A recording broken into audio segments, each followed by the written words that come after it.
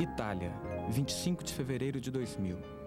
Estamos percorrendo a rodovia 64, na Emília-Romana, para fazer estas imagens.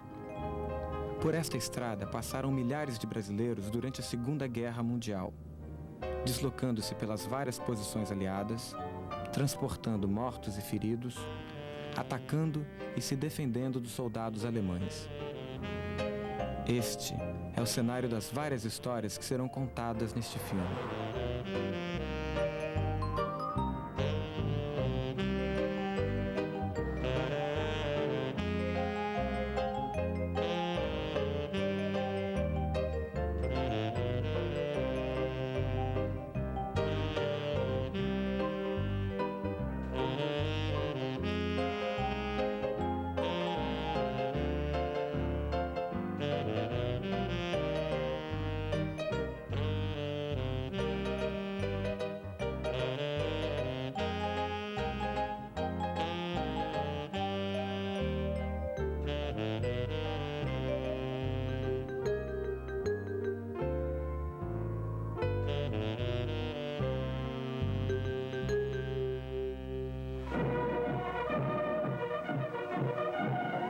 Enormes multidões celebram com as mais vibrantes demonstrações patrióticas o desfile de unidades do Corpo Expedicionário Brasileiro na capital da República.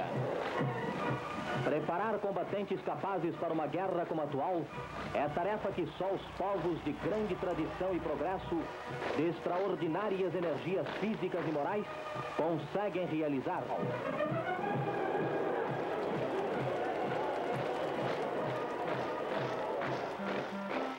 A FEB foi a Força Expedicionária Brasileira na Europa durante a Segunda Guerra Mundial. Tudo começou em janeiro de 1942, quando o Brasil rompeu relações diplomáticas com os países do eixo. A retaliação veio imediatamente e vários navios brasileiros foram torpedeados por submarinos alemães e italianos. No final de agosto, o presidente Getúlio Vargas, que na época comandava uma ditadura, declarou guerra a esses países. Um contingente de 25 mil pessoas foi formado no ano seguinte para fazer parte das forças aliadas que combatiam os exércitos nazifascistas na Europa. Uma multidão foi ver a FEB desfilar no centro do Rio de Janeiro, então capital da República. Era importante levar o apoio aos pracinhas que se despediam. Algumas pessoas preferiram não ir ao desfile. Não valia a pena. Para elas, era mais fácil uma cobra fumar que a FEB partir para a guerra. O primeiro escalão embarcou em julho de 1944. Por motivo de segurança, os soldados não sabiam o país de destino e só foram descobrir quando desembarcaram no porto de Nápoles. A Itália já estava quase toda liberada, mas o norte ainda era ocupado pelos nazistas. Ali, eles estabeleceram uma poderosa linha defensiva, a chamada Linha Gótica. A missão das forças aliadas que atuavam na península era romper essa barreira e libertar o norte do país. O Monte Castelo e a cidade de Montese, na Cordilheira dos Apeninos, eram pontos estratégicos dessa linha defensiva. Esses lugares ficariam marcados para sempre na memória dos brasileiros que participaram do conflito.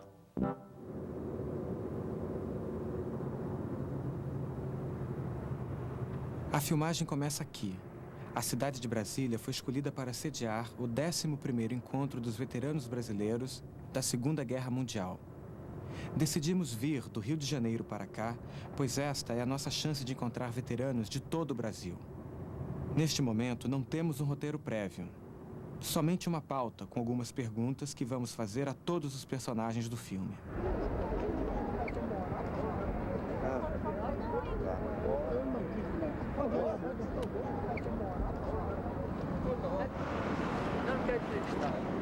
Eu quero saber de onde vocês são.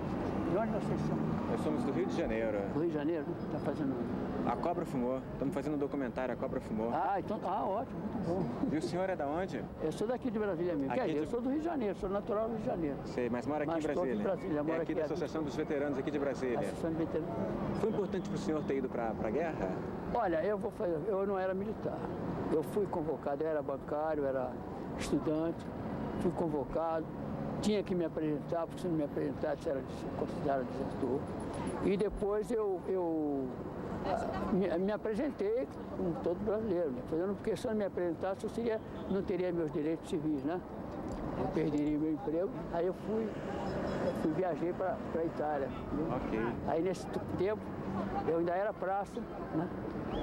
Fui para a Itália. Que daqui então, eu vi, esse companheiro aqui, eu sou procurador dele, Miguel Pereira. Sim. Você pode me apresentar? Ele pode chegar aqui. Obrigado, bom dia. Esse companheiro aqui, ele toma conta do nosso monumento lá na Itália, aonde era um cemitério dos pracinhas. Os corpos foram para o Rio de Janeiro, naquele monumento que tem lá. E lá foi criado um monumento muito bonito, que inclusive os brasileiros não dão muita atenção. Muitas vezes eles vão a Florença e vão a Pisa. Ora, de Florença para Pisa ou vice-versa, passa perto de Pistoia. Era só dar uma entradazinha assim, tá bem, como dar um adeus. Estão indo lá, estão indo. Os brasileiros estão indo As lá. companhias de E ele é o nosso turismo, representante lá em Pistoia. As companhias de turismo Agora têm fica com ido. você, por favor. E o senhor mora ainda em Pistoia? Moro porque casei com a minha irmãzinha de guerra. Ficamos um ano com uma irmãzinha de guerra, mas até os próprios oficiais brincavam e diziam: olha, essa irmãzinha vai para o Brasil. Acabou a guerra, ficamos noivos. Um ano depois nos casamos, eu voltei para lá, para a função de guardião do antigo cemitério, e era por 2 anos. Às vezes o italiano me pergunta: seu Miguel, o senhor está aqui há 54 anos, veio para a Itália com 25, você se sente brasileiro ou italiano? Aí a minha resposta: olhe, você me dá um furinho na barriga, se sair água do Rio Guaíba, ainda sou gaúcho, brasileiro. Se sair vinho, já está duvidoso. Seu Miguel Pereira, a gente vai a Pistoia. Eu vou procurar o senhor lá. Vai ser uma honra. E ainda vou dizer mais, se tiver um tempinho, vai tomar um vinho com a gente. Maravilha. Visita o sacrário, depois vai à nossa casa. É um ranchinho de brasileiro. Terá início o hasteamento da bandeira. Convidamos os presentes a cantar o hino nacional.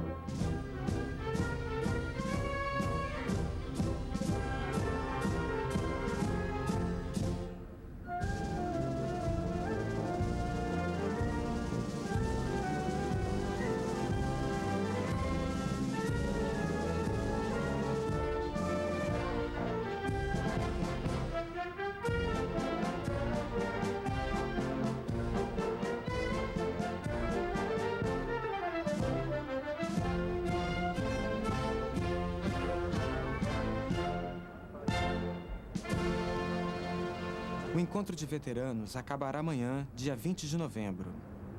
Hoje à noite retornaremos ao Rio, mas antes passaremos por Cabo Frio, onde acontecerá a próxima entrevista do filme.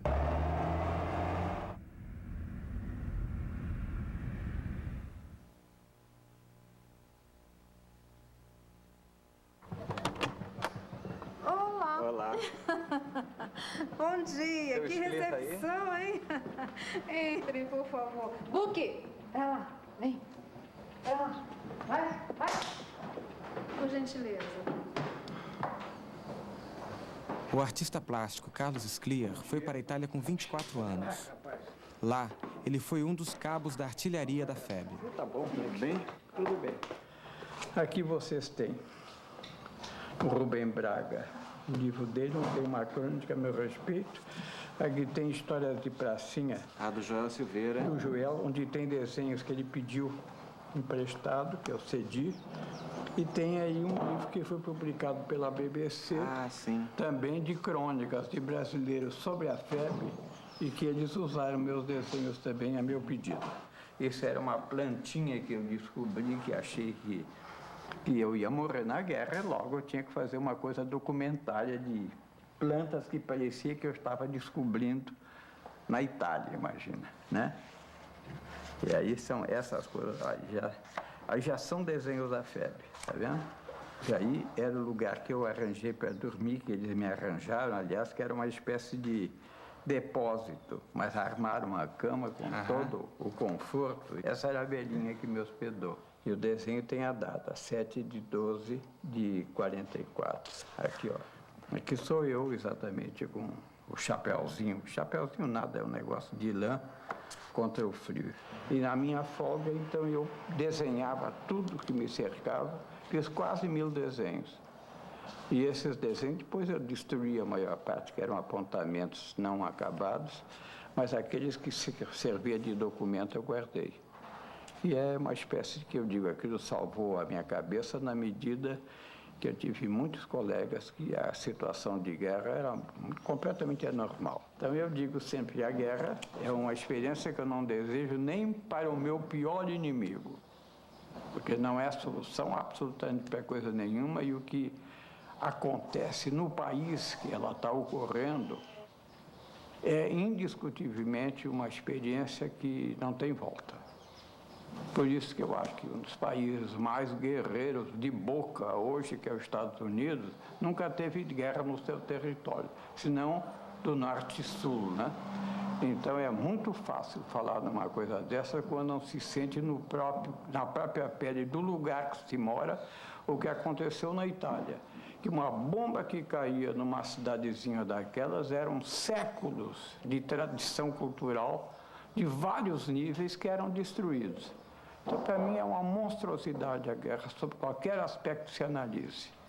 Do ponto de vista cultural, do ponto de vista humano fundamentalmente, que a população fica pagando pela estupidez dos interessados numa guerra, né? Então, eu sou um violento, pacifista, violento, na medida que eu acho que a guerra tem que ser denunciada sempre, como nunca a solução.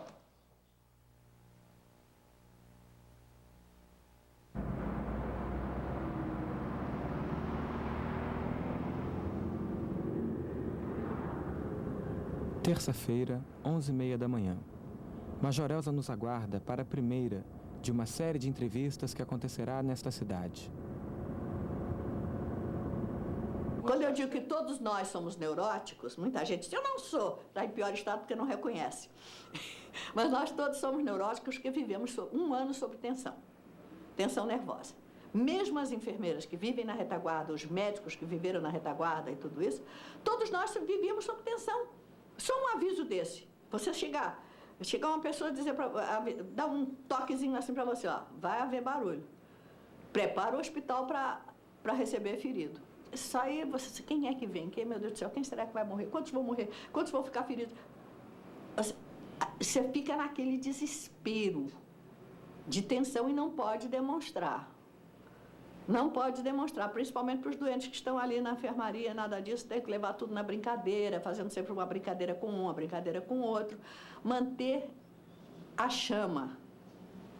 Mas por dentro, estava no desespero. Major Elza vai quase todos os anos para a Itália, onde fez amigos durante e depois da guerra. E sempre que viaja, leva consigo uma câmera. Não é exagero dizer que a vida desta ex-enfermeira da Cruz Vermelha é dedicada a manter viva a memória da Força Expedicionária. Muitas das fotos que aparecem neste filme têm uma cópia em seu acervo. Enquanto preparamos nosso equipamento, Major Elza preparou sua câmera. Ela achou prudente ter uma cópia integral da entrevista que ia dar. Eu tenho um acervo de fotografias da FEB, colhidas com os meus amigos, de cerca de 5.000 fotos. E na minha maletinha, eu tenho 1.700 slides para as projeções, para as palestras. De forma que eu tenho a possibilidade de contar a história de cada setor. Muita gente pergunta assim, mas você não esteve na linha de frente, como é que você sabe das histórias? Eu talvez saiba mais do que aquele que esteve na linha de frente mesmo. Porque ele sabe do setor que ele viveu. Eu sei de todos os setores. Por quê? Os pacientes que chegavam no hospital. O doente, quando ele chegava no hospital, ele não tinha tempo de inventar a história.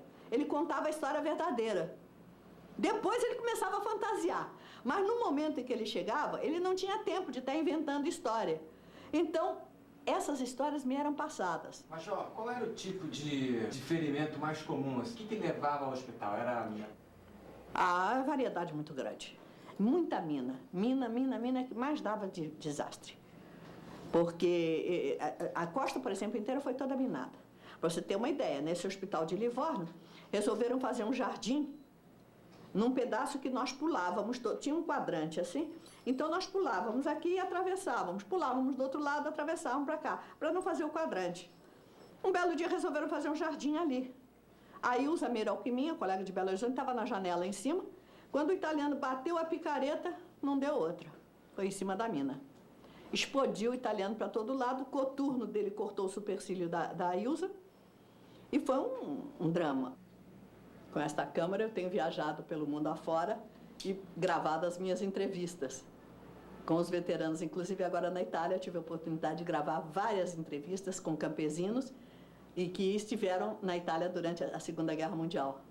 Olha, aqui eu estou explicando que nessa região foi essa vala que você está vendo aqui, foi a vala mandada fazer pelos alemães, a trincheira, mandada fazer pelos alemães, na qual ele trabalhou. Subindo. Isso é uma mina?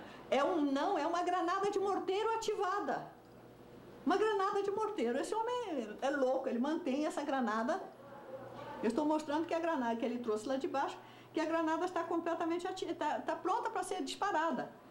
Mas já está muito enferrujada, já está com a ogiva dela, tudo perfeito, mas pronta para ser disparada. E enferrujada, isso é um perigo tremendo. Estou mostrando exatamente a granada de 55 anos atrás. E a senhora pode falar para a gente quando a senhora esteve aí? Deve ter sido dia 27, mais ou menos 28 de abril, que eu cheguei lá a Montese. Aí permaneci mais tempo lá em Montese, mostrando, visitando aquilo tudo. E gravando tudo com aquela câmera da senhora? Com essa câmera, com essa mesma câmera aí. Ué, desligou. Desligou. Tá vendo aqui, não? Engraçado, não tá. Acabou a fita, ok? Bem.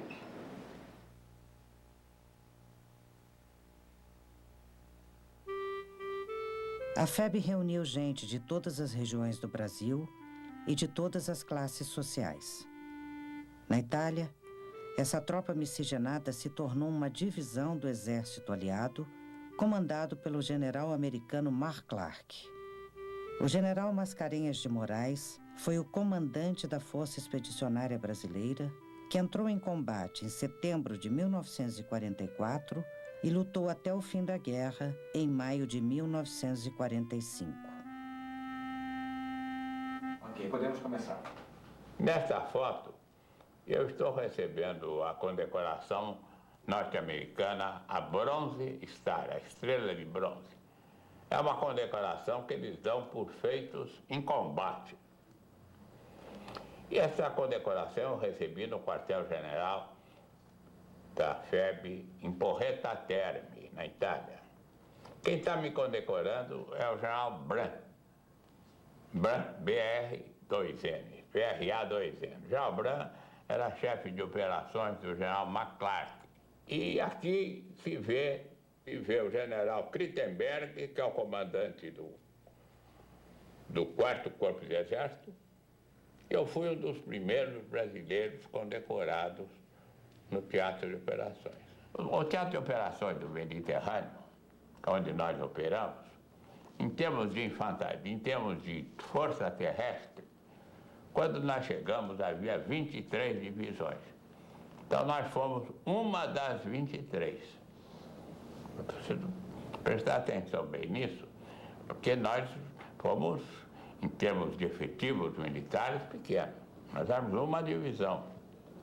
Havia 8 divisões americanas, havia 3 ou 4 divisões francesas, havia 4 ou 5 divisões inglesas. Então, esses exércitos e esses comandantes já eram homens famosos, já eram legenda. E nós chegamos novatos. Além de nós chegarmos novatos, recruta, e não, sem ter feito guerra há mais de 100 anos, tá? Além disso, compreendeu? Nós éramos os únicos sul-americanos, os únicos latino-americanos. Tudo isso despertava uma certa curiosidade, tá? Acho que está pronto o meu depoimento, né? É isso. É isso? Então, muito obrigado. Obrigado, senhor. Tá. Preparar para partir, como se diz no combate. Seu Manuel, como é que foi para o senhor o primeiro contato com o povo italiano? Bom, assim que nós chegamos lá, eles ficaram com medo. Que o alemão, quando chegou lá primeiro, fez veneno do brasileiro. Disse que o brasileiro comia a gente. E chegou que você vê que eu não estou falando de preto, mas é o que passou-se lá. Quando o italiano viu aquele soldado brasileiro preto assim, ele correu de medo. Que o alemão disse que o soldado comia, é um negão feio daqui. Eles têm que dar no pé, né? Mas depois foram acostumando, ficou uma família só. Mas no princípio eles tinham medo do brasileiro escuro, né? Onde foi o batismo de fogo do senhor? Pois olha, eu vou te dizer,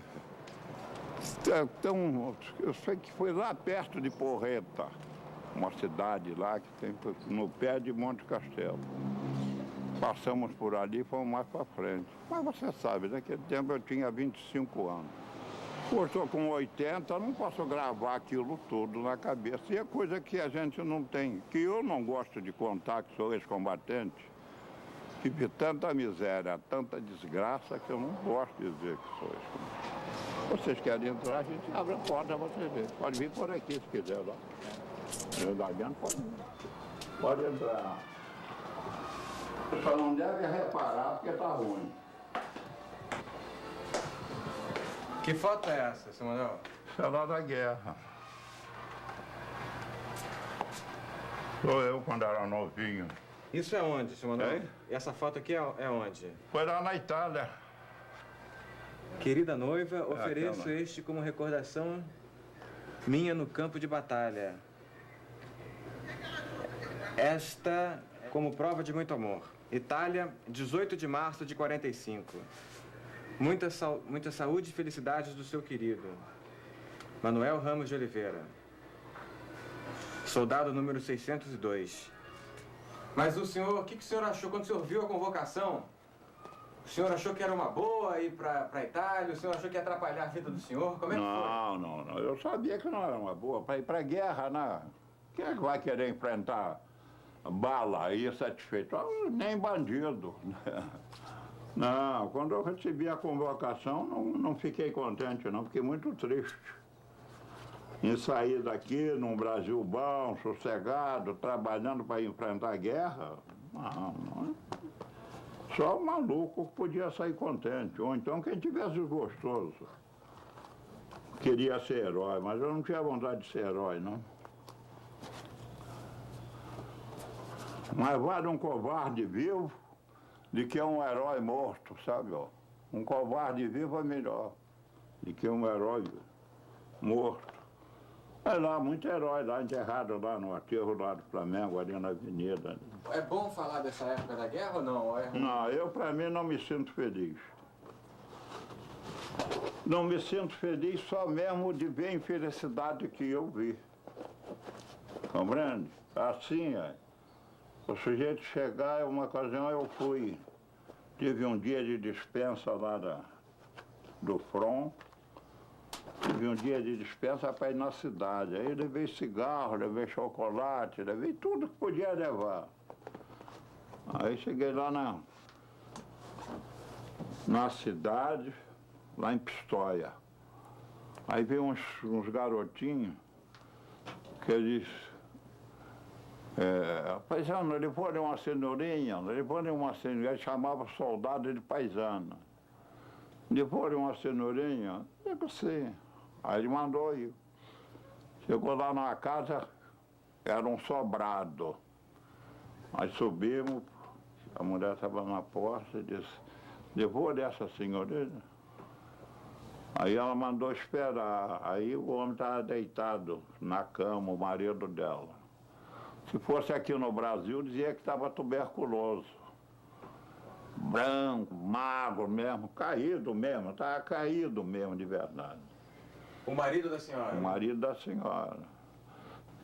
Aí ele sentou na beira da cama, conversou com o marido, essa coisa.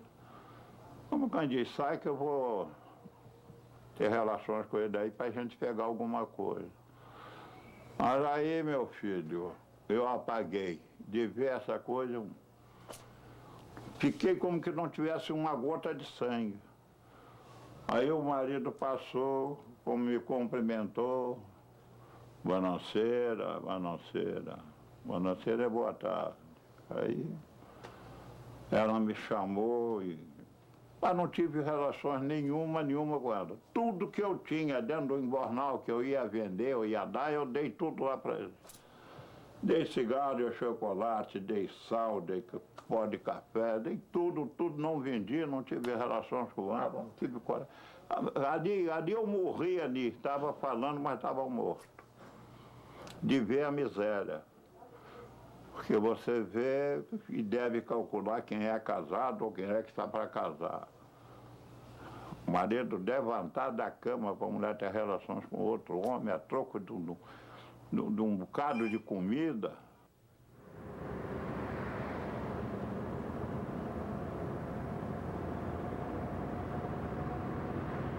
A próxima conversa será com um jornalista que foi correspondente de guerra. A entrevista está marcada para as 4 horas da tarde, mas como são ainda 2 horas, estamos negociando a possibilidade de adiantarmos nossa chegada.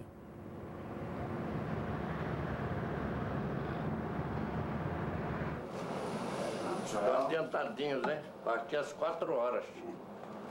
Poxa, Deus me livre. O apartamento não cabe tanta gente assim, não. Bom, é isso aí. Quem é que vai entrevistar? Eu vou entrevistar. Então, é você lá. Você sabe exatamente o que foi a febre? Já se informou direito? Já tem? Você fez a Sentapua? Eu não fiz a Sentapua não, mas eu estou na pesquisa já desse primeiro tempo. Leu meu livro sobre a febre? Eu li seus livros. Apesar do correspondente de guerra da febre, entendeu? Nossa atuação era lá junto à tropa. O Rubem Braga, o Tarsilo Mitt, o Egídio Skeff, eu, entendeu? O Raul Brandão. Esses eram os 4 mais que estavam mais na frente. Os outros eram os fotógrafos, os cineastas da Agência Nacional, mas de 5ª categoria, não fizeram nada.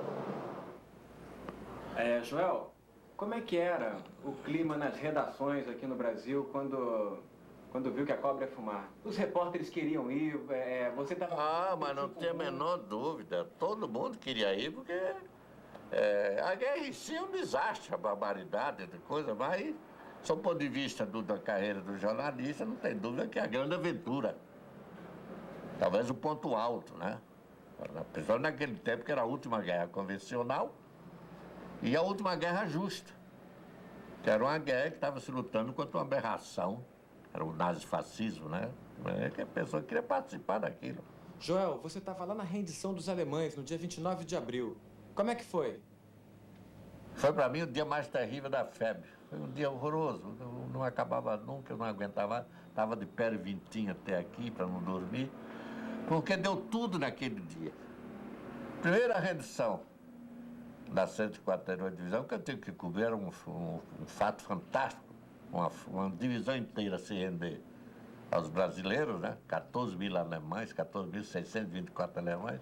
Esse mesmo dia o Mussolini está sendo espetado lá no Piazzale Oneto. Eu tinha que ir para Milão, voltar para lá, depois ir a Verona, onde estava o Roberto Boavista, para fazer a censura, para depois voltar e passar. Era uma coisa de ir para lá e para cá, para lá e para cá. Os 14.624 soldados da 148ª Divisão Alemã se renderam às tropas brasileiras no dia 29 de abril de 1945. O episódio se iniciou 2 dias antes, quando os alemães, que se dirigiam para o extremo norte da Itália, foram cercados pelo esquadrão de reconhecimento do capitão Plínio Pitaluga na cidade de Fornovo. Após um dia de combate, a divisão entregou as armas. A decisão contrariava as ordens do alto comando nazista de que o soldado que se rendesse teria sua família severamente punida na Alemanha. Mas não havia outro jeito. Sem abastecimento e munição, o general Otto Fretter Pico aceitou a rendição incondicional. Mesmo derrotados, muitos desses soldados estavam sorrindo aliviados. Para eles, a guerra acabava ali. Estas imagens do ritual da rendição são do fotógrafo americano Alan Fisher e do brasileiro Tássilo Mitschke, correspondente da Agência Nacional. Os repórteres Rubem Braga, à direita de bigode, e Joel Silveira, aqui no centro da foto, cobriram o acontecimento para a imprensa brasileira. Você estava pensando em fazer algo assim? Isso fica meio ridículo, não fica não, né? Não. Eu acho, sinceramente. Não vamos fazer isso, não. Não, só comentar a foto, João. Essa foto é tão importante. É importante, você fotografa aqui a foto só. Estou eu aqui, tem um soldado aí, que eu não sei quem é, o Fred Pico. Não, parece que eu ganhei a guerra sozinho. Fotografe só uma coisa. Parece que eu estou mostrando troféu de guerra. Estava lá porque era a minha obrigação. Pitaluga vai mostrar, vai para pronto, tá tudo bem, mas ele participou, ele era soldado. Vamos sentando aí, vamos tomando conta aí do negócio. Sábado, 9 horas da manhã. O general Plínio Pitaluga, de 92 anos, nos recebe em seu apartamento em Copacabana. Por conta de sua atuação no episódio da rendição de Fornovo, no final de abril de 1945, Pitaluga é tratado como herói por muitos ex-combatentes. Eu não sou herói. Nunca fui herói, nem serei herói. Tá. Quem é herói? Hein?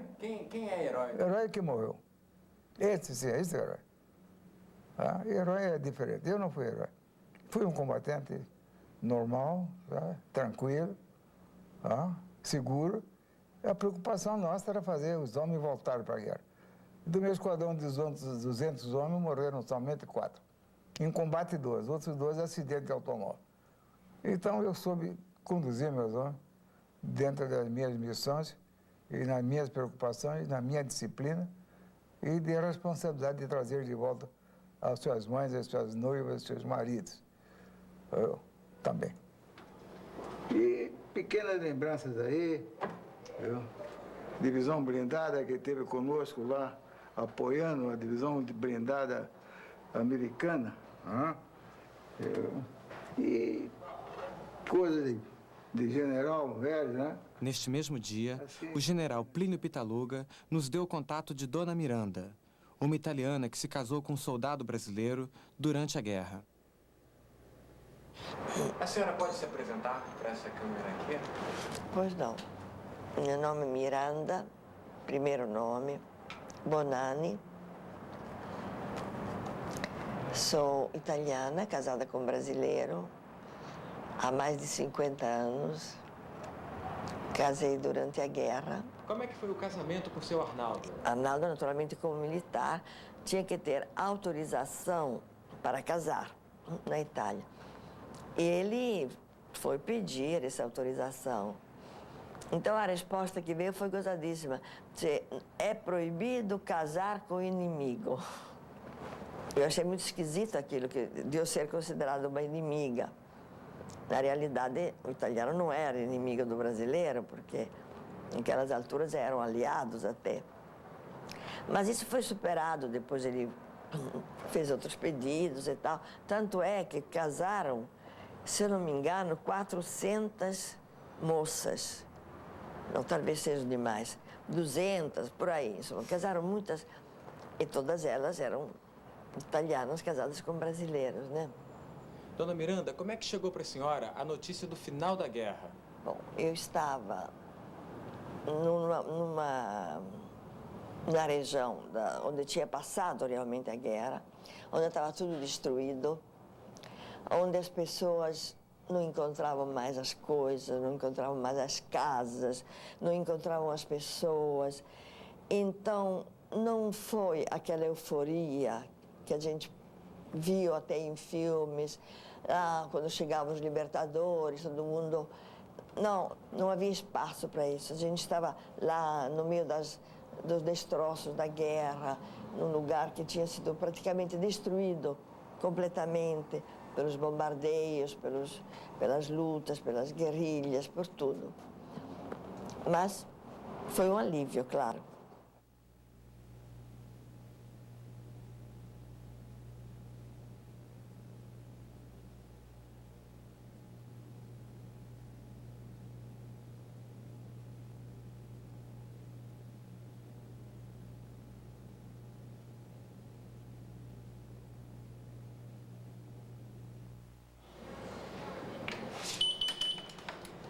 Vocês são da filmagem. Da filmagem, tá.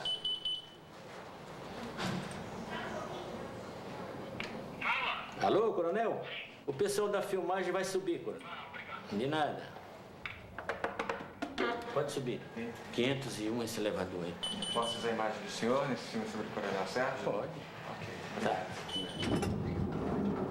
Nossa, a pontualidade é britânica. Vamos entrando, segura aqui. Não, segura aqui. Bom dia. Nossa Senhora da Luz Elétrica. Como é que eu faço? Tudo bem? Começou aqui agora? Estamos fazendo uma primeira abordagem. Tudo bem. Coronel Sérgio foi um dos primeiros personagens contactados pela produção do filme. Ele foi para a Itália com 20 anos, ocupando o posto de tenente. Essa fotografia aqui foi uma pena. Durante a guerra, no Domingo de Ramos, que eu desci junto com alguns soldados para a missa no povoadozinho embaixo da posição. Todos que estão aqui morreram, menos eu. Aí está o sargento Rânio, o sargento Nilo e 2 cabos. Essa fotografia aqui é sério, uma pena que... Isso foi na zona de Zerrel, está até apagado, que pena. Eu escrevia... Era o meu pelotão antes do ataque a Montese. Nos intervalos de artilharia, tiramos essa fotografia. Aqui tem um bando de gente também que morreu nesse combate. Aqui uma outra fotografia em que só está vivo um cuja fisionomia não aparece. Aqui está o meu sargento Rand, que morreu. Aqui está o sargento Nilo, que morreu na posição. Aqui está um cabo que morreu. O único que sobreviveu era o Przewodowski, que era alemão de Santa Catarina, que está encoberto aqui, não aparece, viu? Vocês devem reconhecer um personagem que está aqui. Não sou eu nem nenhum brasileiro. Mark Clark. Mark Clark. Na véspera da ofensiva da primavera, ele foi visitar, foi cumprimentar e foi levar, vamos dizer, o incentivo dele à tropa que ia atacar em primeiro escalão, nós. A ofensiva da primavera definiu a derrota dos nazistas na Itália. Iniciou-se em 14 de abril e a missão da divisão brasileira foi libertar a cidade de Montese. Esta foi a mais sangrenta batalha para os pracinhas. E nesta foto, podemos ver o então tenente Sérgio durante o combate. 2 semanas mais tarde, viria a rendição de Fornovo e, dias depois, o fim da guerra na Europa.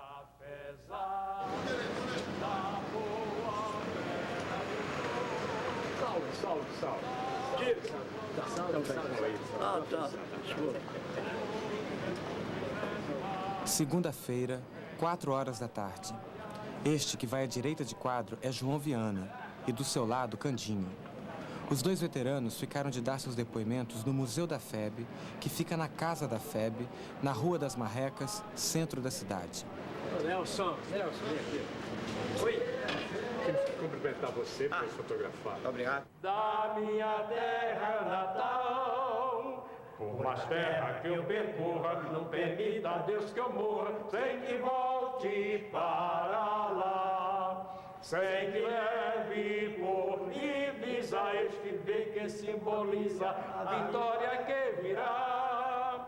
Nossa vitória final, que a mira do meu fuzil, a ração do meu bornal, a água do meu cantil, as asas do meu ideal, a glória do meu Brasil. Eu passei um inverno muito rigoroso, que os companheiros aqui passaram, eu acho que eu passei bem mais, no caso, na posição do inverno que eu fiquei. O GC ficou no tempo assim, temos que cavar um buraco e escondemos dentro daquele buraco, vazando água, minando a neve, essa coisa toda. Foi o tempo que eu passei no inverno, muito forte. Esse uniforme que está escrito uniforme de inverno, isso foi a roupa do Exército Brasileiro. Mas isso não era suficiente para passarmos o inverno na Itália. Nós tínhamos por dentro uma cerola delante aqui. Nós tínhamos 2 meias, 3 quartos até o joelho. E o galochão de feltro, nós botávamos a botina dentro deles e atacávamos, né? Nós tínhamos uma camisa de manga comprida, de malha. E afora isso, um casaco. Casaco de seda por dentro, todo acolchoado com penas. E por fora, chanton, que era para não umedecer. Ficava uma barrica desse tamanho, com todos esses equipamentos, essa vestimenta. Porque isso aqui não era suficiente para ficarmos a 17 ou 19 graus abaixo de zero. Estão vendo que não é possível. Nos últimos meses de 1944, a Itália foi castigada por um inverno cruel. Conquistar o Monte Castelo naquelas circunstâncias era tarefa impossível de ser cumprida. Mesmo assim, os pracinhas se empenharam em 4 tentativas, nos dias 24, 25 e 29 de novembro e 12 de dezembro. Esses ataques fracassaram e o saldo foi a morte de centenas de brasileiros.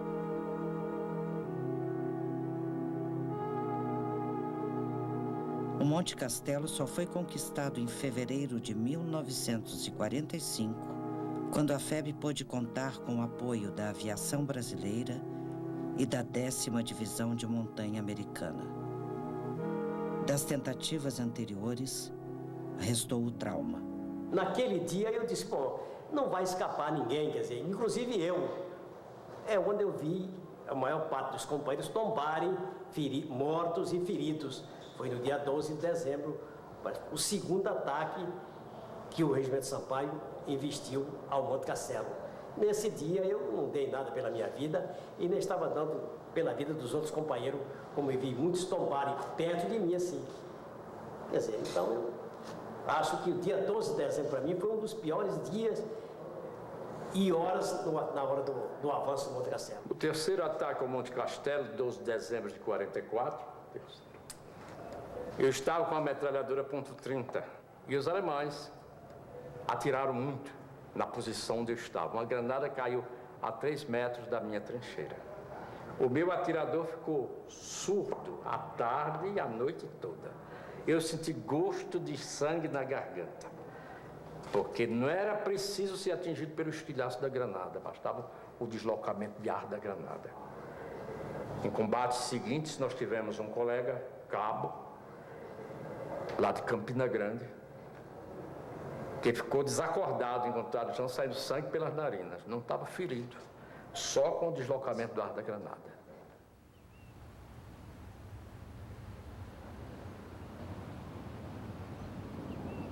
Seu Rubens aceitou conversar conosco desde que a filmagem não fosse em sua casa. Ele mesmo sugeriu a locação, o Monumento aos Mortos da Segunda Guerra Mundial, no Aterro do Flamengo. Este monumento, Inaugurado em 1960, guarda as 466 urnas de combatentes brasileiros que morreram na Itália. Rubens chegou à guerra como padioleiro, mas logo se tornou um soldado da infantaria, onde exerceu a função de esclarecedor. Como é que é o esclarecedor? O que faz o esclarecedor? O esclarecedor é o que nós infantes chamamos de bucha de canhão. É aquele que vai na frente da tropa cerca de 500 metros. Se acontecer alguma coisa, acontece a ele primeiro, a tropa está mais ou menos, né, precavida ou resguardada, né? Depois da tomada de Monte Castelo, os alemães se retiraram, então o comando queria saber onde eles tinham feito a linha defensiva. Então pediu à primeira companhia, minha companhia, que desse um pelotão para fazer contato com os alemães para descobrir onde eles tinham feito a linha defensiva deles. E nós partimos e o comandante do grupo me chamou: Rubens, vai ser esclarecedor. Eu falei: eu nunca fui isso, homem. Não tem importância, você vai ser agora. E então é aquele que vai na frente, né? Então lá fui eu. Lá caminhei, depois de caminhar umas 2 ou 3 horas, entendeu? Começou a aparecer as montanhas, nós já tínhamos ideia que os alemães deveriam estar por ali. E aí apareci a uns 20 metros de mim, eu vi uma casa. Aí parei, olhei para trás e o comandante do pelotão lá fez assim para mim: ó, você para casa. Aí eu ainda perguntei: eu para casa? A casa tinha uma porta e uma janela, né? Falei: diabo, daí eu vou receber fogo ali, dos dois lados, né? E ao lado da casa tinha um monte de feno, né? Eu tô parado, né? Então eu pensei comigo mesmo: vou dar um lance, correr para o Monte Feno. O Monte Feno eu corro, derrubo aquela porta, o resto é com Deus, né? E quando eu dei o passo, a mina já estava me esperando ali. Aí, voei. Resultado, perdi a minha perninha. Isso com 20 anos de idade, hein? Já pensou? Você tinha 20 anos quando você fez isso? Daí o comandante do pelotão mandou um sargento me socorrer, né? Ele veio, quando ele estava a uns 10 metros de mim, eu falei para ele: olha, cuidado, que tem mina por aqui. Ele parou também, né? Falei: cuidado. Aí quando ele deu o passo, uau, subiu também. Você estava indo socorrer o senhor? Exatamente. Daí esse comandante do pelotão, um camarada tipo Max Wolff, né? Audacioso, sabe? Muito corajoso também, né? Aí ele pegou o rádio e falou: comandante, estou com 2 homens aqui, feridos, perderam a perna. Quais são as ordens? Continua a progressão até fazer o contato. Aí ele chamou o pelotão: vocês pisem onde eu pisar. Aí já estava escurecendo, entendeu? Então ele foi caminhando e daqui a gente foi ouvindo as explosões. 1, 2, 3, 4, 5, entendeu? Daí ele não pôde caminhar mais, já estava com a metade do pelotão já dizimado, né? E nós, os feridos, fomos carregados por padioleiro. Por sinal, o padioleiro que veio me socorrer, entendeu? Me aplicou a morfina, aqui do meu lado, assim, tinha uma cratera. Você vê como é que os alemães, eles botaram uma mina ali. Como é que tá passando uma mina no buraco, rapaz? Quem é que vai adivinhar, né? Ele falou: vou entrar aqui nesse buraco para dar mais apoio para levantar o senhor. Aqui naquele entra, eu só tive que livrar a cara assim de lado, né? Porque subiu aquela terra queimando, né? E com isso, nós fomos 8 a perder a perna. E sendo que, até quero prestar minha homenagem aqui ao meu sargento que comandava o meu grupo, sargento Aquino, ele perdeu as 2 pernas, entendeu? E 3 dias depois ele faleceu. Onde foi isso? Isso foi no dia 6 de março de 1945. E a localidade tinha o nome de Vergato. Isso aconteceu em Vergato? Vergato. E era onde os alemães tinham estabelecido a linha defensiva deles. Isso no dia 6 de março. Eu não esqueço que foi a data que eu perdi a minha perninha, né? Entendeu?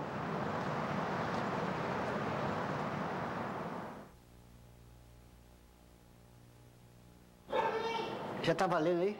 Já está valendo. Eu podia dizer a minha origem logo, né? O senhor pode dizer depois. Como é que foi essa viagem de ida? A viagem foi terrível. Nós viajamos no navio Transporte General Meigre com capacidade para 7.000 soldados. Então, até a tripulação enjoava, porque o navio não ia direto, ele fazia umas curvas, então você enjoava, era terrível. E a alimentação era toda diferente. A alimentação era um chá amargo, arroz, tudo à base, no arroz, na carne tinha abacaxi, tudo na base doce, quer dizer, não é a comida que o brasileiro adotava, né? Feijão, arroz, nada disso, era uma comida americana. Quer dizer, então, só isso enjoava a gente demais, foi terrível. 16 dias, 16 noites. Eu, durante 10 dias e 10 noites, eu comia 2, 3 maçãs por dia, não comia nada, porque enjoava. E muita gente, assim. E qual a função do senhor lá na... Eu sou mineiro da cidade de Ubá, toda a minha família é de farmácia. Eu comecei muito jovem em farmácia e aprendi a aplicar injeção e foi para mim uma coisa especial na Itália, porque surgiu naquela época que eu cheguei na Itália a maior maravilha do mundo, que foi a penicilina. Tinha muita amizade com a enfermeira americana e ela tinha muita confiança em mim. E ela então passou para mim aquela incumbência de aplicar as injeções. Tanto é, o americano ele faz o seguinte, na casa dele ele manda filmar, uma vez por mês o filme vai para o front e eles têm uma tenda, um lugar onde passa esse filme. Então essa enfermeira dizia para mim, Paulo, tonight you supposed to give penicillina for me because I go move. Hoje eu vou ao cinema, você pode aplicar penicilina, e me dava a chave do cofre. Então eu era assediado por muitos militares brasileiros. Hoje tem aí general, coronel que passaram pelas minhas mãos, porque eu que tinha penicilina. Na cidade onde nós chegava, cabo na Itália chama corporale. Corporale penicilina. As mulheres vinham, pedia, queria uma puntura de penicilina, uma puntura de penicilina. Uma sinurina malata necessita de uma puntura de penicilina. E você sabe como é que é. A gente não podia mexer na penicilina. Mas tinha brasileiro que arranjava penicilina, não sei como. O senhor chegou lá falando inglês, aprendeu lá? A primeira vez que eu cheguei na Itália, quando eu cheguei em Pisa, que no vídeo de Rua Pisa, eu fiquei até louco de ver tanta mulher bonita e não falava uma palavra. Um mês depois a gente já falava, porque é cambiare, e o italiano gostava muito do nosso cigarro. Só um cigarro que ele não gostava, que antigamente existia aqui um cigarro, Yolanda. Como foi o Natal do senhor? Natal foi ótimo. Foi muito bom, muito bom, muito bom. Foi a primeira vez que eu beijei uma americana, porque no Natal, quando você vê a árvore de Natal, você tem kiss me, tem que beijar a americana, né? Ela que me ensinou, que eu tinha que beijar ela. Então, foi muito bom, foi um Natal muito bom. Como é que é essa história? Kiss me. Você, quando chega em frente à árvore, a mulher que tiver, você beija. O senhor namorou as americanas lá também? Então, eu fui muito ligado às italianas, porque eu falava italiano, entendeu? Eu era espécie de um menino, eu ficava mais na casa das italianas do que no acampamento, às vezes, entendeu? Porque as italianas velhas tinham dó de mim, achavam que eu era o neto dela, entendeu? Então, eu levava muita vantagem nisso. Pequenininho, eu pesava 48 quilos. Qual a cena mais marcante da guerra para o senhor? Foi quando eu entrei no porto de Nápoles, de ver mais de 100 navios de perna para o alto, fábricas com toda derrubada, as aerovias, trem virado. Nápoles estava aniquilado, bagaçado. Aquilo marcou aquilo para toda a vida.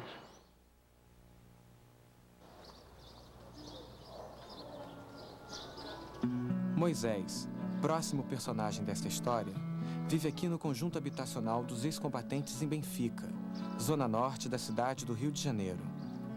Ele combinou de nos contar a sua experiência como motorista de tanque durante a campanha na Itália. Outros ex-combatentes, também moradores aqui do conjunto e que foram contactados pela produção, não confirmaram a presença na filmagem de hoje. Seu Moisés? Sou eu mesmo. Oi, eu sou o Vinícius. Como vai? Satisfação. Vamos entrar. Sabe o que eu estava pensando, seu Moisés? Da gente fazer uma conversa, um bate-papo por aqui mesmo. Mais amplo, né? Não é melhor? Campo é melhor mesmo. Né? Deixa eu me botar uma camisa para recebê-los melhor. Tá ok. Aqui foi sem protocolo. Tá Este conjunto foi construído no governo Juscelino Kubitschek. O presidente fez a promessa de dar moradia aos soldados da campanha brasileira na Itália após a visita que fez ao cemitério dos Pracinhas em Pistoia. Moisés é um dos poucos moradores que estão aqui desde a inauguração em 1957. O conjunto é habitado por familiares de ex-combatentes, alguns remanescentes da guerra e por gente que não tem nenhuma ligação com essa história.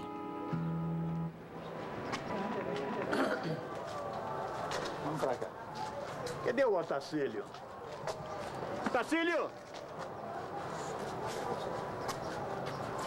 Orlando, viu o Otacílio por aí? Não, cheguei aqui agora. É só eu mesmo. Eu tinha falado que só eu mesmo e as declarações são minhas, ele não... A maioria se omitem, não sei porquê. Esse é o chapeuzinho que eu falei, ó. Hein? Não. Orlando, quer falar nada, não? É mudo nessas alturas. Ó, Tacílio. Tacílio! Essa é a medalha de tão velhinha que tá, já perdeu a passadeira. Bom dia, senhores. Fui do Regimento Sampaio, Otacílio. Oi, seu Otacílio. Tudo bem? Bem? Obrigado. Meu ex-combatente Oswaldo. Desce, Oswaldo. Desce. O seu João também é ex-combatente, foi de Sampaio. Eles estão fazendo um filme, A Cobra Fumou, a respeito da nossa permanência lá na Itália. Ah, sim. Pô, nós passamos lá, não foi brincadeira. Se não matasse, morria. E o que era aquele fascismo que tinha que ser combatido, assim? O que era? Eu não posso explicar porque não tenho conhecimento nenhum do que era o fascismo. Eu sei que era uma coluna alemã, né? Agia em todo o território, com radiotransmissões, com sabotagem, com tudo. Eu não sei. A nossa missão foi só embarcar e desembarcar e voltar. O resto era das autoridades. Porque quando nós chegamos na Itália, nós fomos combater as duas forças, Itália e Alemã. Porque eles eram aliados. Depois é que viram. E o italiano viu que o pau ia comer em cima deles mesmo, ele passou pro lado dos aliados. O senhor Orlando trouxe um monte de fotografia aqui, cara, para mostrar. Essa foto o senhor comprou lá? Comprei não, paguei para tirar. Pagou para tirar? O senhor estava lá no dia? Tava. O senhor viu essa cena? Sabe o que eu tava fazendo? O quê? Procurando namorada. Isso aqui é Mussolini e Elda Petazzi. Essa é Elda Petazzi. Foi morta, pendurada. Vocês vão ver, olha como ele estava. Foi morto assim.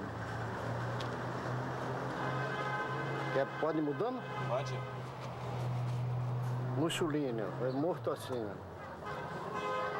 Depois é que um general americano mandou tirar da praça isso, que estava muito ridículo. E eu paguei 14 mil liras por isso. Isso é porque eu alugava ao Diário da Noite e eles estragavam. Eu precisava de dinheiro. Mussolini. Elda Petazzi. Daqui do pescoço até lá o negócio melhor, tinha 40 e tantos furos. Eu tinha feito uma promessa ao meu comandante de não vir para o Brasil sem conhecer Milão. Ele disse, mas Dias, essa promessa é dura de cumprir. Eu, quando souber que a guerra já está acabando, eu vou ver Milão. Aí se juntou eu, Perácio, que era jogador do Flamengo, Timbira, do goleiro do Bom Sucesso, 5 machos, e fomos para lá. Quando chegamos em Milão, nós estávamos numa praça, um camarada chegou, ele se identificou depois, como Davi Nassa, e o irmão. Aí disse, brasileiro, vocês não podem ficar aqui, vocês correm perigo. A guerra já acabou e ninguém aqui conhece vocês. Vamos para minha casa. Eu senti um camarada meio desconfiado. Fui para a casa dele, mas quando chegou lá, ele me deu roupa para gente, comida para 5 homens e fomos passear. Quando a gente está passeando, eu escutei uns tiros. Ele aí disse, não se assusta não, vamos chegar mais para perto. Quando chegamos para perto, ficamos, vamos daqui, naquela manilha ali, eu vi aqueles homens tudo pendurados. Eu digo, que é isso aí? Ele disse, foi Mussolini que ia fugindo e foi pego e foi executado aí, foi hoje de madrugada. Olha o Manuel aqui, ó, na mente dele. Ei, Manuel, do Sampaio? Olha só. Qual é esse, Manuel? Fui. Meu camarada, eu não gosto de falar. Não gosto de falar porque eu me emociono muito, entendeu? Não gosto de falar nada, não me pergunte nada porque eu não gosto de falar nada. Eu choro muito e fica feio, vamos chorar, fica feio. Já é. Fica feio a roubar. Como é que foi o dia que o senhor foi convocado? Eu quando fui convocado, eu fiquei tão nervoso que um soldado foi na minha casa, levou a carta de convocação. Eu morava numa vila lá no meio. E eu fiquei tão nervoso que eu deixei cair a carta. Tinha que assinar aquela carta para ele levar assinada, né, aquele papel, um recibo, né? Eu deixei cair a carta no chão, tão nervoso que eu fiquei. Meu irmão aqui foi voluntário. Na Força Pessoal Brasileira. Depois eu fui sorteado. Sou eu daqui, tá diferente, né? Antes e depois. Aí meu irmão foi no segundo escalão, Rio de São Paulo, né? Então, aí eu cheguei na fomos até Livorno, eu fiquei. Aí meu irmão já estava lá na frente, né? Aí como um belo dia ele apareceu lá em Livorno. Aí fiquei todo contente, barbudo, né? Essa roupa está aqui, ó. Aí depois sumiu.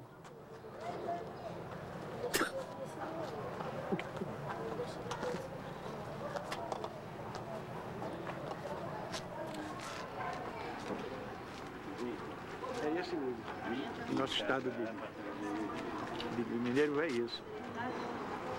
Mas nós estamos numa sensibilidade muito grande que não pode explorar muito profundo. Que vem Foi fácil aprender a falar italiano lá para... tem pronúncias italianas que se assemelham ao espanhol, se assemelham ao português. Mas foi muito duro, porque o italiano chamava a gente de paisano e a gente achava que estava desmerecendo a situação de militar. Paisano, nós somos militar, mas paisano é amigo, né? Eu já era estudante de Esperanto, antes de ir para lá, e que me ajudou a aprender italiano. Eu sou fã do Esperanto. Sabe o que é o Esperanto? Sou fã do Esperanto, é a língua internacional. O senhor veio de fora? Eu estive em Portugal há 18 anos. 18 anos, fui para lá pequeno. É de lá, o senhor é de lá? Não, eu sou brasileiro que estive lá 18 anos em Portugal. Fui para lá pequeno, voltei com 18 anos. Foi fácil aprender italiano? Foi fácil? Foi fácil. Eu trouxe até livro, que eu esropilhei lá daquelas casas abandonadas. Trouxe uma gramática, um dicionário. Tem aí. Por isso que eu aprendi certas canções italianas, fui trocando conversação com os garotos nas praças públicas. Eu dava chocolate, dava cigarro. O senhor pode cantar uma canção pra gente?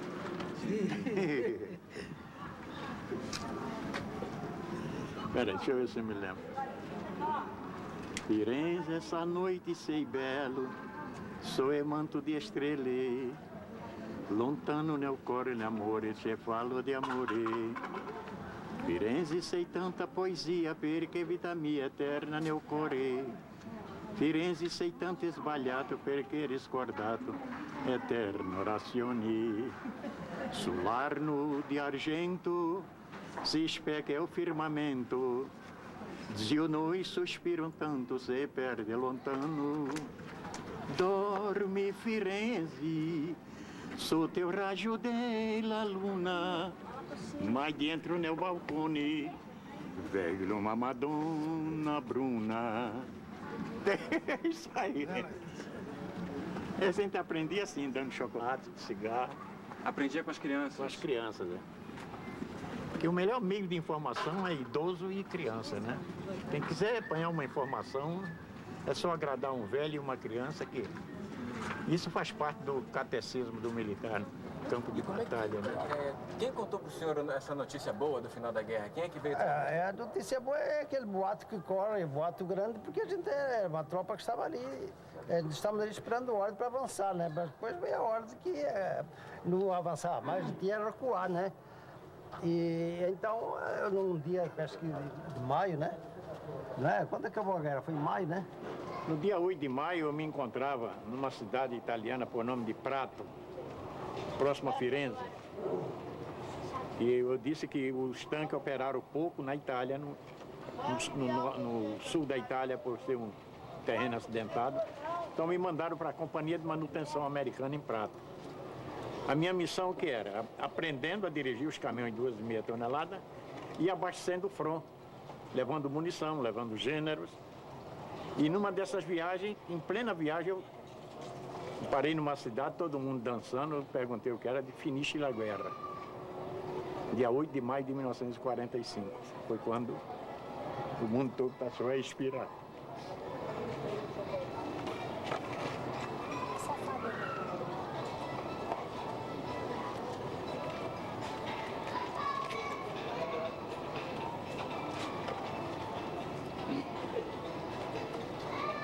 Foi a felicidade. Muito grande, né? Muito grande. O mundo todo, né? Dia 8 de maio de 1945.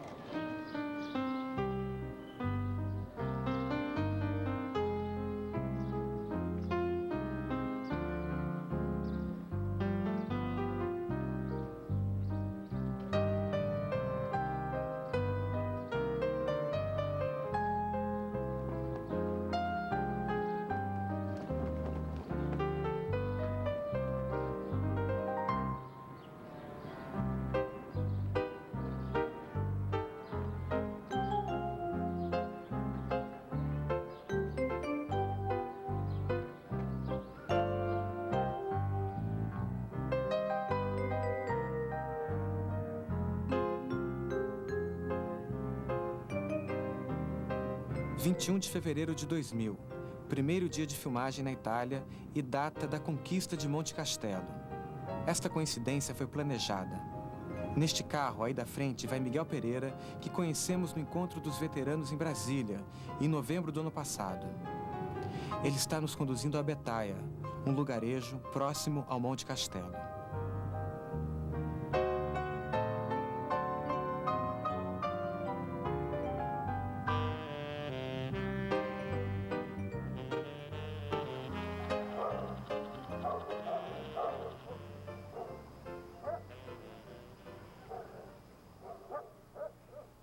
Aqui é o Vale do Reno e o esquerdo era o rio Aquipanaro.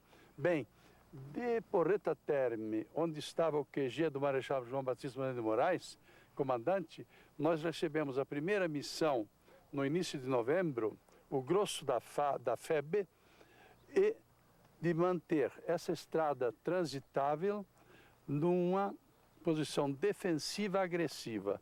Todo dia as patrulhas subiam para tomar contato com o alemão, mas não podiam atacar.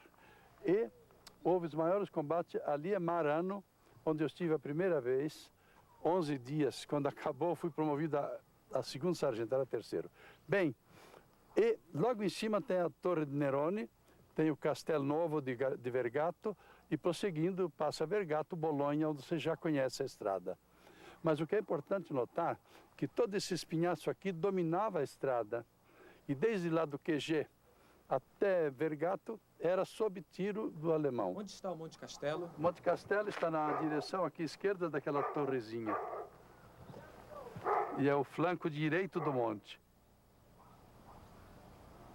À esquerda temos a La Torraccia e aquele mais altinho lá é um Belvedere, de onde partiu a 10ª de montanha. Enquanto nós atacamos o Monte Castelo, a 10ª progrediu lá.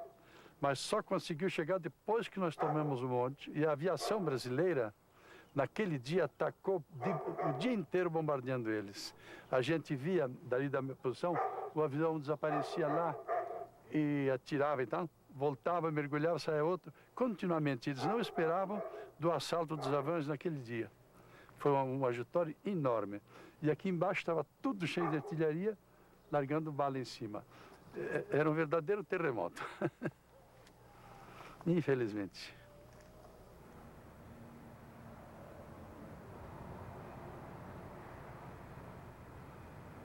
Que horas que os brasileiros souberam assim, conquistamos? Foi exatamente às 5h20. Portanto, daqui uma hora, né? Assim, mais ou menos. E imediatamente o pelotão que subiu já botou a bandeira naquela parte mais alta. Eu acho que é uma bandeira de uns 8 panelas, muito grande, dá para ver bem. E foi muito filmada, aí todo mundo filmou a bandeira. E era um ponto de honra nosso naquele dia tomar Monte Castelo, E estavam todos os batalhões preparados, um subiu, o outro ficava de reserva, não foi necessária, porque eles contra-atacavam. E uma coisa importante, eles ficaram senhores de Monte Castelo, mas eles continuaram atirando, Ainda durou 22, 23 e 24, caindo bomba e a turma ferrada lá em cima. E só depois é que terminou de cair o resto, e aí então eles despencaram. E aí veio a ordem de retirar já os mesmos combatentes, trouxeram os feridos graves, e aqui tinha 12 mortos. E estava escrito tinha no papel onde é que estavam, mas faltava gente, eu me ofereci. O coronel não queria que eu viesse. Miguel, você é um telegrafista, não tem que ir no... Ele disse, mas eu sei onde estão os mortos. Como é que você sabe? Porque eu vi. Então vai. Você quer ir? Vá, vim. Quando eu cheguei, vi um monte dos mortos. Ih, parece uma bandeira de morte. Fiquei com uma coisa calada no coração. E naquele momento eu prometi, alguém vai cuidar desses mortos. E foi um dos motivos por qual eu fiquei na história. Prometi e fiquei. Eu pensei que ia ficar um ano, fiquei 55, hoje é 55. Desculpe, mas vocês me chamam à memória, eles, os meus companheiros eram assim, eu era também assim. Eu tinha 26 anos, 25, tinha moço de 20 anos, rapaz de 19 anos, nem é bom falar. E morreram 465, sem contar mais de 3.500 feridos. Porque quando a gente fala que só essa batalha aqui tiveram aproximadamente 100 mortos, como também a de Montese, aproximadamente 100 mortos, com a diferença. Aqui foi em 5 meses e teve milhares de feridos. Lá foi em 24 horas e teve a mesma coisa, milhares de feridos e quase 100 mortos também. São duas coisas que estão equiparadas. Quer dizer que esse Monte Castelo era um ponto de honra para nós combatentes conquistar. Eu acho que naquele dia morria até o último homem, mas caiu. E de fato ficou um monte. O que tinha de ambulância com os feridos não dá para contar.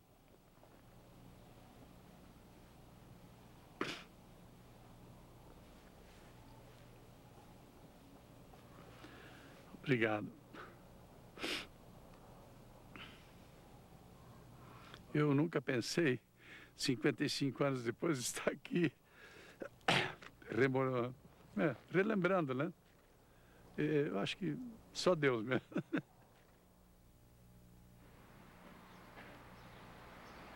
Volevo farvi tanto ho detto che mia sorella ha partorito con il dottore brasiliano eccetera in quella casa lì, qui, no? Quella, Sotto? Sotto, piano terra, perché a piano terra allora c'era le cantine, la paglia praticamente. Mio nipote è nato come Cristo. Là. Andiamo su. Miranda Bonani, a italiana que entrevistamos na primeira etapa de filmagem no Brasil, deu o contato de alguns guerrilheiros que lutaram com os pracinhas durante a campanha. Pietro Moruzzi foi um deles.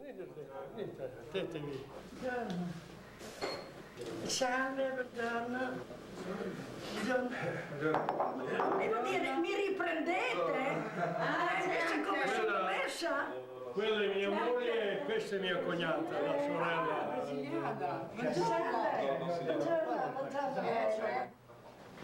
Io vorrei che lei mostrasse questa foto per la telecamera. Dunque, questa foto è la foto ricordo di quando consegnammo le armi agli americani. Finimmo il nostro periodo di lotta partigiana e dopo io poi da qua fui aggregato alla Quinta Armata Americana assieme ai brasiliani, perché i brasiliani erano aggregati alla Quinta Armata Americana, che andammo fino alla fine della guerra. Io andai con loro e fui aggregato all'OSS americano, che era il servizio di controspionaggio. E il nostro servizio era di ripassare le linee e tornare, andare. Ci andò bene e oggi la possiamo raccontare, però è stata una vita molto dura. E lei in questa fotografia dov'è? Questo c'ha a Lizzano in Belvedere. E lei? Io sono qui. Avevo 17 anni, fui preso a Porretta, mi portarono a Modena, in via Nonontolana, le caserme rosse, quelle sono cose che non mi dimentico. E ci stavano portando non lo so dove, e riuscimmo a scappare, a venire via, arrivai a casa, stetti 3 mesi nascosto, qua, non qua, su cima a quelle colline lì, e poi dopo non si faceva più perché cominciarono a guardare i fascisti, i tedeschi, insomma, a cercare questa gente allora riuscì ad andare in montagna, andai nei partigiani. Grazie.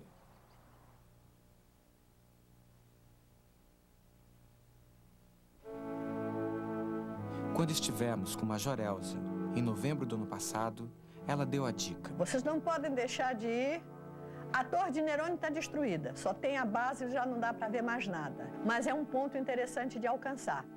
Se vocês entrarem em contato com Giovanni Sulla, ele vai orientar vocês os pontos interessantes de vocês verem. Embora seja um jovem que não era nem nascido na época da guerra, ele é um estudioso e é um pesquisador. Torre di Nerone fu per il corpo di spedizione brasiliano una pagina molto cruda di sangue, perché in questo posto per 6 mesi in pratica, da novembre ad aprile del 45, i brasiliani impiantarono in pratica una testa di ponte, in una situazione molto dura, molto difficoltosa. Perché?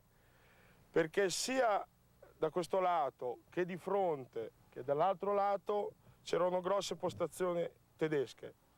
In pratica i brasiliani tenevano un piccolissimo settore del crinale, solamente 300 metri. Era molto difficoltoso far arrivare rifornimenti e portare via i feriti. L'importanza tattica e strategica di questo posto è perché da qua riuscivano a controllare tutta la valle della Neva e avevano le spalle coperte per la valle del Reno. Aspetta il mio ok. In un posto come questo, come Torre di Nerone, da quello che ancora si recupera, come in molti altri posti, in Montese, Montello, Monte Castello. Qui ho alcuni esempi di quello che ancora il campo di battaglia ci fa trovare.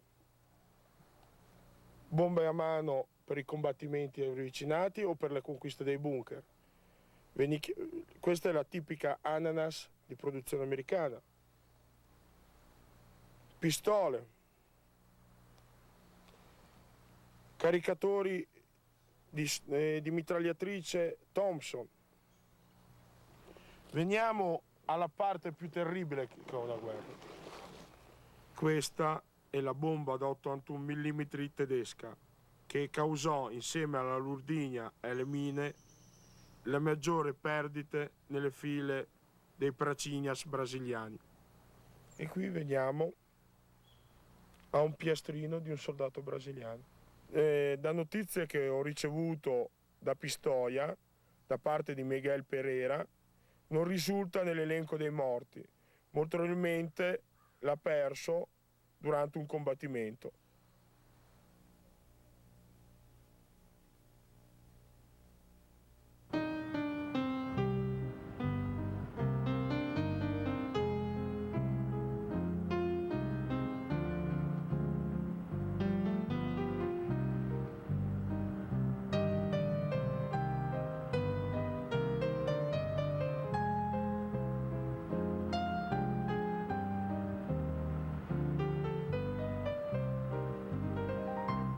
Sula vive e trabalha em Montese com a família.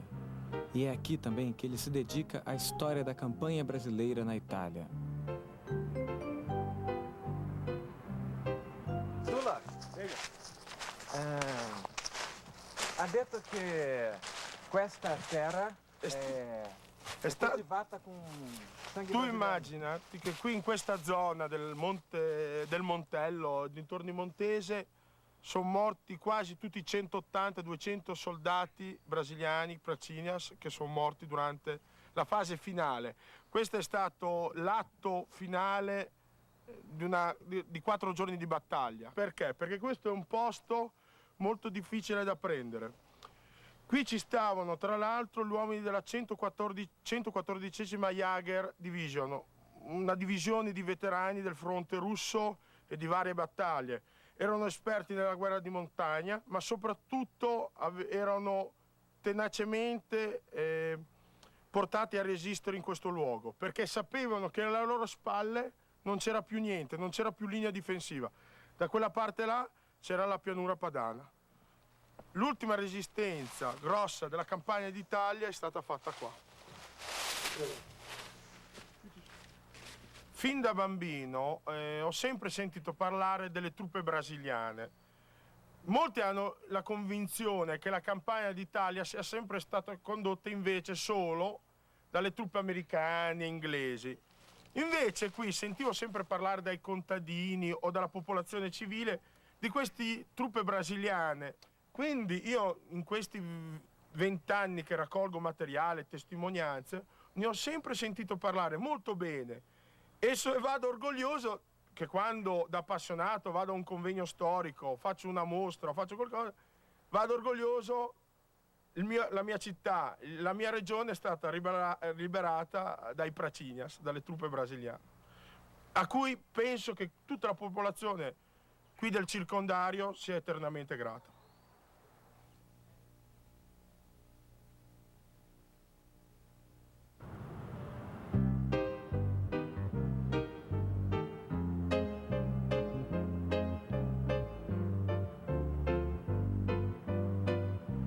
Hoje é o nosso último dia de filmagem. Estamos indo conhecer o Monumento dos Pracinhas na cidade de Pistoia, onde o veterano Miguel Pereira nos aguarda. Há um outro caminho, mais curto e rápido, mas optamos pela Estrada 64 para fazer estas imagens. Este é o cenário das várias histórias que foram contadas neste filme.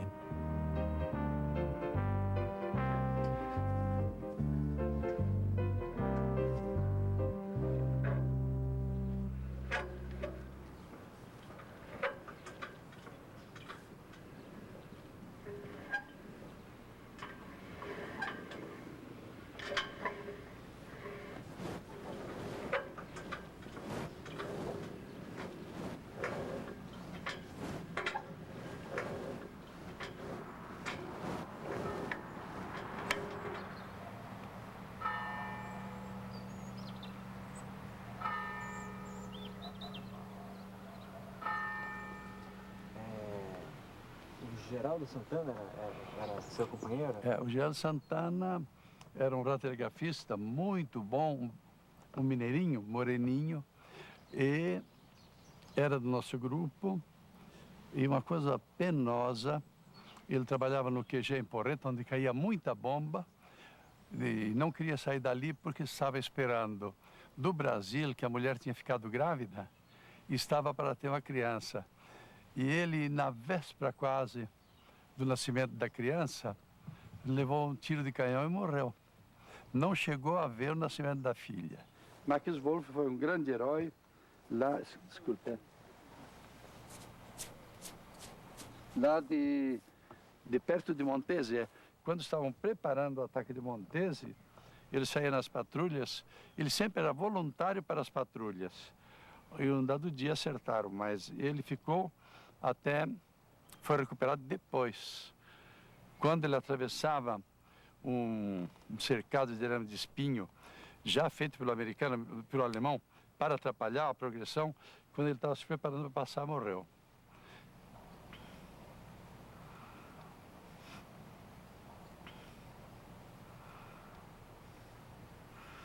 Outro, pessoa muito... Foi um grande radiotelegrafista conosco, o Assad Feres. Está na letra A. Aqui. Era um segundo sargento. Eu fui chamado para onde ele faleceu. Ele foi atingido nos primeiros dias da guerra. Era um sujeito muito valente, porque a gente tinha instrução para quando caísse um tiro, deitar o chão. Não, tem que acertar aqui, não deitar. Eu digo, Assad, você vai morrer, meu filho? Não, está atirando? Ó, estou aqui. Terminou morrendo mesmo.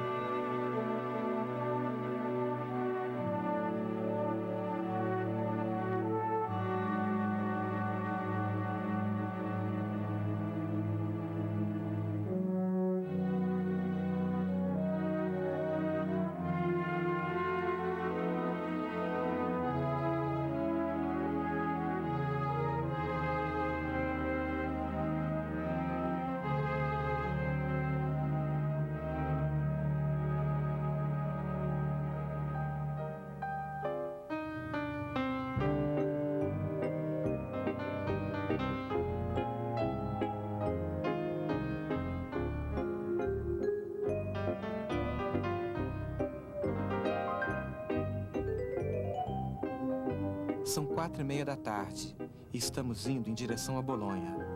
De lá, retornaremos ao Brasil. Temos 80 horas de material filmado, com as inúmeras histórias que nos foram contadas, e uma infinidade de caminhos a seguir para fazer um filme.